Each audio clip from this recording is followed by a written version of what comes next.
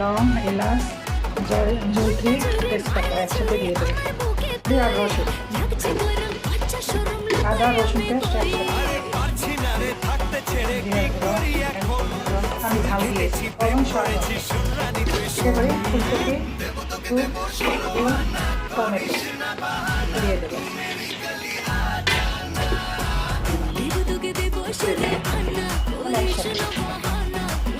পোলাওটা নিয়ে এটা এখন আমি ভালোভাবে ভেজে নেব।